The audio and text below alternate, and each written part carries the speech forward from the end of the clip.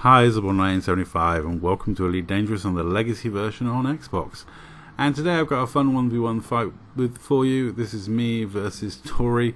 I was pirating in Malanja and Dory came up behind me and started trying to interdict me. We were in party chat at the time and I was like, I didn't know it was Dory that was behind me, I just noticed a triangle trying to interdict me. And I spent some time turning with him in Super Cruise and then I was like, alright, I'll do the fight. So it's a 1v1, a FRAG Mamba versus my shieldless pirate Dropship. The Dropship is not the greatest combat ship in the world, but with 4 pips, 2 engines, and an orbiting technique that annoys FRAG users, I'm going to give it a go. See if I can land my sizzle rocket, see if I can have some fun. It's the thing with frags, and as someone who's used frags a lot, pellet count is all that matters, so you really have to hit with a lot of pellets to keep the DPS up high on frags. The more pellets you miss, the lower the DPS becomes. If someone is orbiting away from you, that's a pain because your frags will go above and below them and miss the target. I'm very confident taking on frags crates in my Cobra Mark III because 1v1 I can just keep them facing that thin little sliver of a ship and most of their frags will go around me, and eventually my missiles, my beam lasers will wear down their shields enough that my missiles go to work on their weapons or maybe their power plant. And I've won many a fight in my Cobra Mark III versus a frag ship if the frag ship doesn't know what he's doing. Very experienced pilots will know how to vector match and to cut across the circle I'm making and intercept me where they can get good shots on me. But it is a technique that you have to learn. It's not as easy as all that. And an annoying stealth ship with 4 pips to engines can actually be quite squirrely, even with flight assist on. But you'll see I have to resort to flight assist off for the second half of this fight because he starts to get some hefty shots on me with those things. And it's easier to pull away and do all sorts of dirty tactics. I reverse gear a lot, cut underneath him a lot. I do everything I can at my disposal to try and win this fight. Even resorting to some proper old school reverse gear dirty tactics, cutting underneath people when they're trying to pre-turn, and doing all sorts of weird and wonderful things to try and just stay alive, because it's not the easiest of fight for me to get stuck into, and it's not the easiest ship to be fighting in because those missiles are slow, and I've only got the 1 beam laser for the consistent damage, so it's going to take a while to wear his shields down.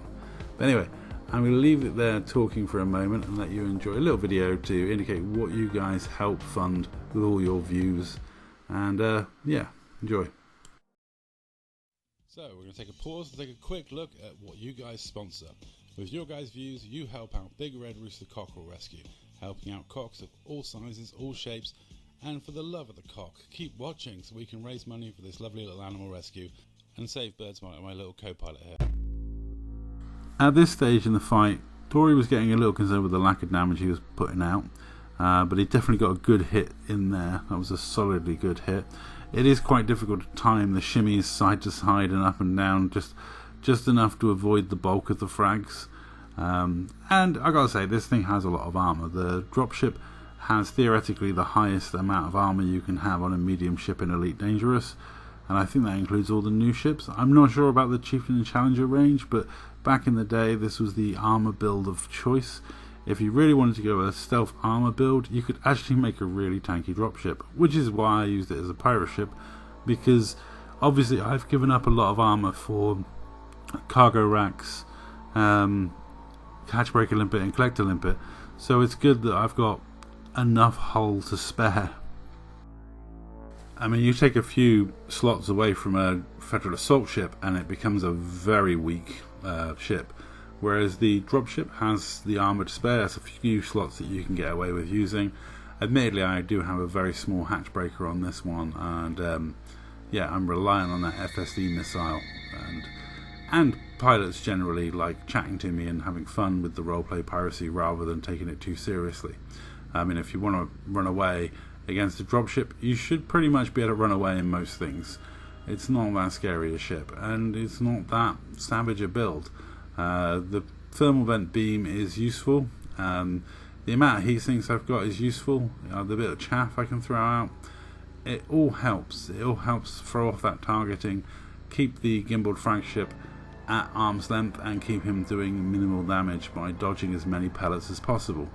Yeah, the chaff was doing some good work for me in this one, and as you can see, I've not taken that much damage considering how long this fight's been going on for, and considering how much damage one solid frag round would do to me.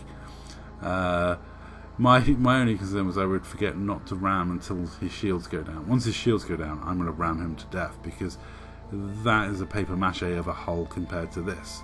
Yeah, Dory was quite surprised with this result, and I would say it's one of those things. Frags are a great weapon in Elite Dangerous. I love frags, I use frags a lot, but if you're going to use them, you really need to know how to vector match to get close to your opponent to make the most of them. They seem like they're a very simple ganker weapon, but there is actually a nuance to using them. You know, they are outshone by the plasma builds for a reason. You know, you really do have to make your pellet count to keep up with the DPS that they're going to be throwing out. I learned that a very painful way in Mamba versus FDL fights over the years, especially against better pilots, the ones that are incredibly slippery. You know, it's one of those things, and I think I managed to hit him with a sizzle rocket in this one, which I was very chuffed about, because the slow shot speed of the missiles is a bit of a nightmare. And yeah, there we go, we got a good hefty ram in, and that's it. We're down now to equal hull, and that means I've got way more hull left than he has, and that's it, and all over. A good little ram to finish it off, and I was still able to get back to my carrier and repair, and GG to Dory. It was a fun 1v1 encounter, and I'm sure he learnt a lot about using frags in the future. That's all. Thank you very much for watching.